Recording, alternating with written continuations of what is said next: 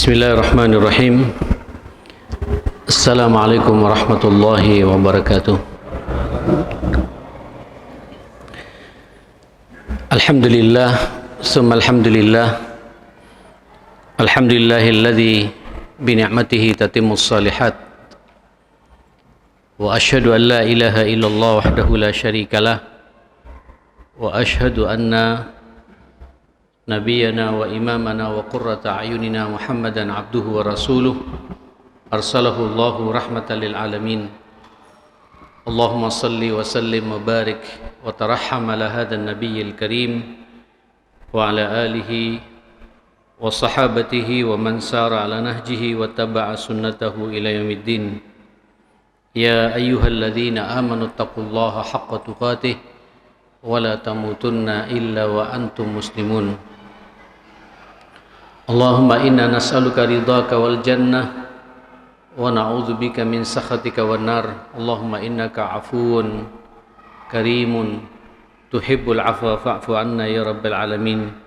Bismillahi tawakkaltu 'ala Allah wa la haula wa la quwwata illa billah. Hadirin jamaah Masjid Al-Ikhlas yang dimuliakan Allah. Tadi saya sempat merenung ayat terakhir yang dibacakan oleh Ustadz Ammar Al-Hafidh, yaitu berada pada surat Al-Ahzab ketika beliau memulai dengan firman Allah Subhanahu wa taala, ya ayyuhalladzina amanu taqullaha wa qulu qawlan sadida yuslih lakum a'malakum wa yaghfir lakum dhunubakum wa may yuti'illaha wa rasulahu faqad faza fawzan 'azima. Setelah itu Allah mengatakan, inna aradnal amanata 'alas samawati wal ard wal jibal fa abaina ay yahmilnaha wa ashfaqna minha wa hamalaha al insan innahu kana zaluman jahula liyu'adziballahu al munafiqin ila akhir al ayah. Jemaah sekalian, ayat ini berbicara masalah takwa. Ternyata Nabi itu ketika memberikan nasihat takwa kepada kita ada 3 ayat yang diulang-ulang. Pertama, yaitu surat Al-Imran.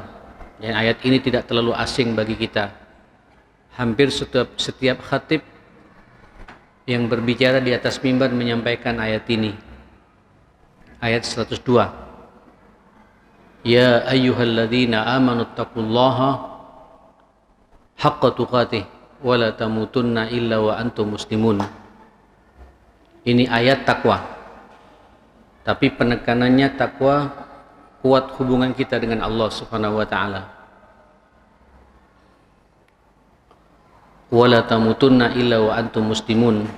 Haqqa tuqatih itu jangan sekali-kali kalian mati kecuali mati jelas-jelas kita dalam suasana berislam.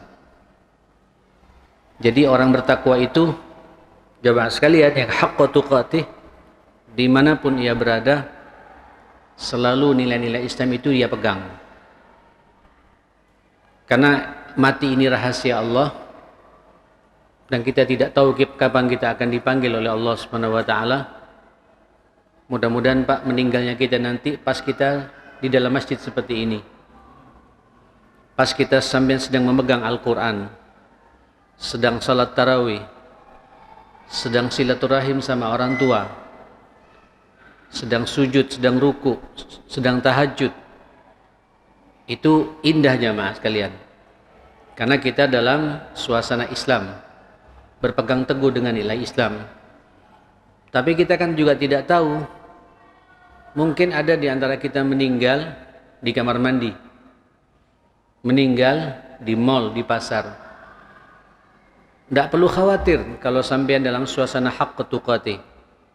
Selama sampean masuk kamar mandi berpegang teguh dengan nilai Islam, masuk kamar mandi melangkahkan kaki kiri, berdoa, ada komunikasi dengan Allah, berlindung dari berbagai macam kotoran dan kuman yang ada, serta jin yang ada dalam kamar mandi itu, kemudian di situ kemudian kita meninggal dunia, insya Allah itu masuk dalam takwa. Sampean juga ke pasar, ke mall, jangan lupa berdoa, berzikir, sambungkan dengan Allah. Karena mungkin ada di antara kita meninggal di pasar. Selama kita ke pasar atau ke mall, ke plaza-plaza, nilai-nilai Islam sampean pegang, itulah makna wala tamutunna illa wa antum muslimun. Yang suka olahraga juga begitu. Ini biasanya Pak, kalau Sabtu Ahad banyak di antara kita main goes. Tidak dilarang jemaah sekalian, pasang dalam hati, saya berolahraga seperti ini untuk menjaga kebugaran dan kesehatan badan saya. Ketika badan saya bugar dan sehat, saya bisa beribadah dengan tumaknina, dengan tenang. Insya Allah selama sampean berolahraga, sampean sedang memegang nilai Islam. Meninggal di situ, jangan khawatir. Itu makna wala tamutunna illa wa antum muslimun. Takwa yang kedua adalah yaitu takwa ketika berbicara masalah keluarga. Ini hablum murni hablum minan nas. Jadi rupanya takwa yang diinginkan oleh Rasul kepada kita ketika menyampaikan ayat yang kedua ini ternyata tidak hanya mesranya kita dengan Allah Subhanahu wa taala. Orang bertakwa itu tidak ada masalah dengan istri. Orang bertakwa itu tidak ada masalah dengan putra-putrinya, dengan anak-anaknya. Orang bertakwa itu tidak ada masalah dengan orang tuanya. Makanya Allah mengatakan ya ayyuhan nas ittaqu rabbakumul ladzi khalaqakum min nafsin wahidah wa khalaqa minha zawjaha wa batha minhuma rijalan katsiran wa nisaa. Bertakwalah kepada Tuhanmu Allah yang menciptakan dari satu ayah Adam. Kemudian Allah memberikan pasangan istrinya Adam itu Hawa, darinya kemudian banyak keturunan. Ini dalam konteks kita Pak, diingatkan oleh Allah hati-hati dalam urusan rumah tangga. Karena banyak di antara kita Masya Allah ke masjid 5 waktu, tapi pulang ke rumah tidak ada senyum kepada istri. Banyak di antara kita jamaah sekalian, salat tarawihnya Masya Allah, nanti 10 malam terakhir iktikaf dia bisa menangis, tapi pulang ke rumah bentak-bentak sama anaknya. Itu bukan orang bertakwa. Orang bertakwa itu rumah tangganya dijaga dengan betul. Allah memahami betul ma'asyal muslimin masalah ini karena kita manusia, ada emosi di antara kita. Coba lihat ayat berikutnya. Wattaqullah alladzi tasaaluna bihi wal arham. Bertakwalah kalian kepada Allah di mana kalian saling memohon, saling meminta. Karena kita faham betul jemaah sekalian, nanti ada masalah rumah tangga itu tidak bisa diselesaikan oleh dekatnya kita kepada Allah.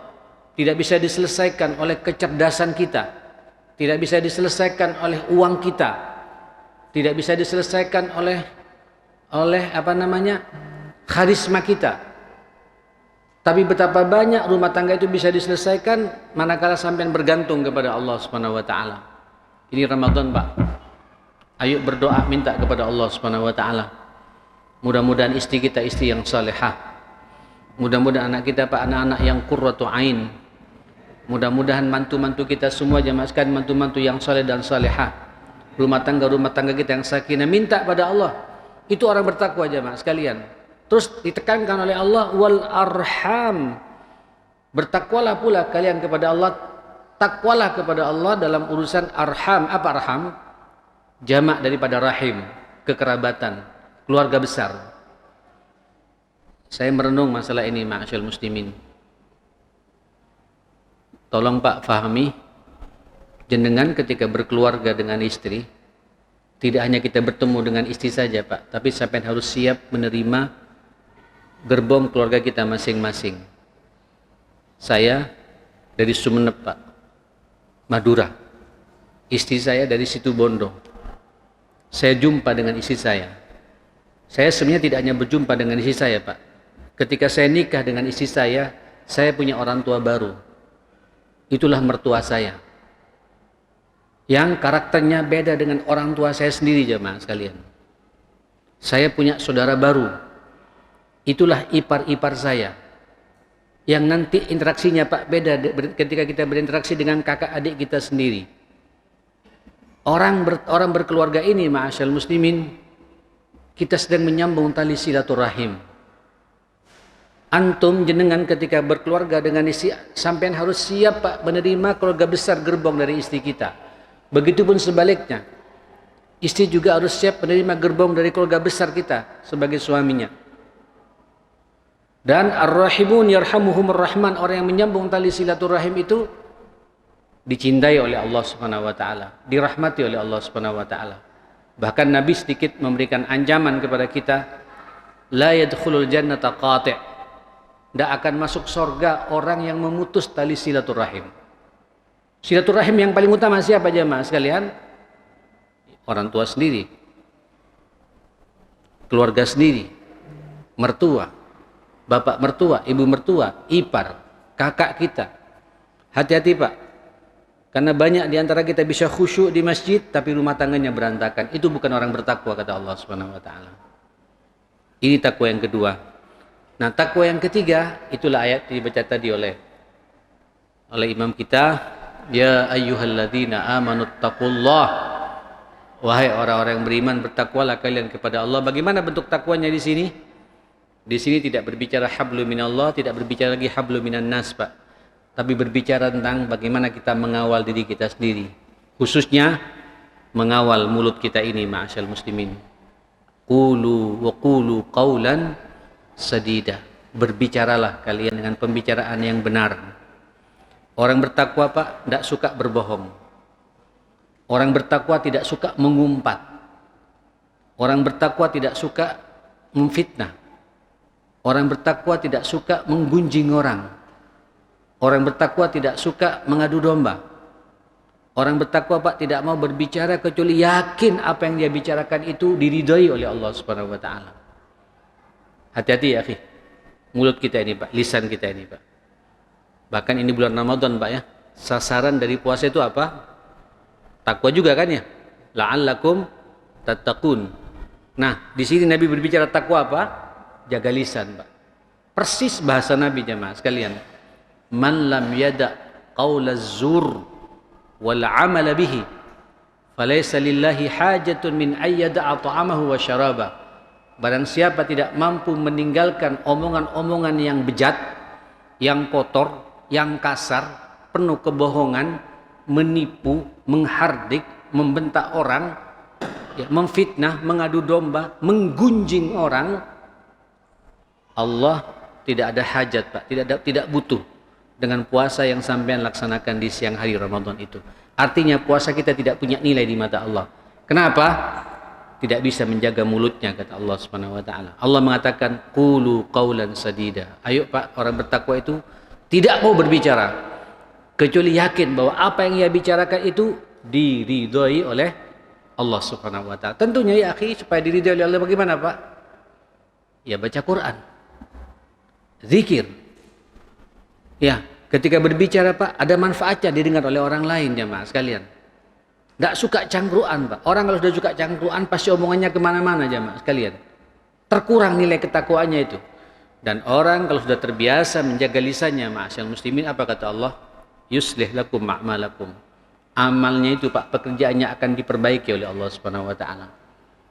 Wa yaghfir lakum dzunubakum. Kalau ada salah Pak, dosa kita Pak akan diampuni oleh Allah Subhanahu wa taala. Biasanya orang bertakwa, wa may yuti'illaha wa rasulahu faqad faza fauzan azima. Kalau sudah taat kepada Allah dan Rasulnya, orang bertakwa itu Pak menikmati ketaatan kepada Allah dan Rasulnya. Faqad faza fauzan azima. Orang itu akan mendapatkan keberuntungan yang luar biasa. Subhanallah. Coba lihat Pak. Setelah itu Allah berbicara, inna aradnal amanata 'alas samawati wal ardi wal jibal fa abaina ayyahmilnaha wa ashfaqna minha wa hamalaha al insan innahu kana zaluman jahula. Sesungguhnya kami, setelah berbicara masalah apa? Takwa, menjaga lisan, Pak. Allah mengatakan sesungguhnya kami menawarkan amanah ini, memaparkan amanah ini kepada gunung-gunung, langit-langit dan bumi dan gunung-gunung semuanya pada menolak dan merasa berat untuk memegang amanah ini, dan dipikulah Pak oleh manusia ini. Kata Allah, innahu kana zaluman jahula. Ya, sungguh manusia itu Kalau salah memegang amanah ini, zalum. Apa zalum jamaah sekalian? Bukan hanya zalim, Pak. Zalimnya nemen. Betul-betul zalim. Jahul. Itu Pak bukan hanya jahil tapi jahul, isim mubalaghah. Kebodohannya nemen kata Allah Subhanahu wa taala. Saya jadi merenung. Seakan-akan ini sinyal dari Allah Subhanahu wa taala, Pak. Kita akan bisa memegang amanah kehidupan ini dengan benar. Lihat ayat sebelumnya, Pak. Ketika sampean bisa menjaga apa? Menjaga apa? Menjaga pembicaraan, Pak. Menjaga lisan. Sampean lihat, Pak, orang kalau banyak ngomong, amanahnya terbengkalai, Pak. Sampean lihat, Pak, orang kalau banyak safta, banyak gurau, banyak canda, Pak. Apalagi suka ngomongan-omongan tidak ada manfaatnya, lihat, Pak, amanahnya pasti terbengkalai. Amanah di mana saja, Pak? Di kantornya, di pekerjaannya, bahkan dalam rumah tangganya. Orang kalau banyak bicara, amanahnya bermasalah, jemaah sekalian.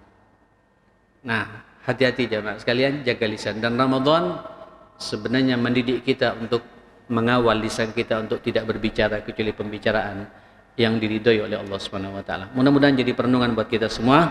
Assalamualaikum warahmatullahi wabarakatuh.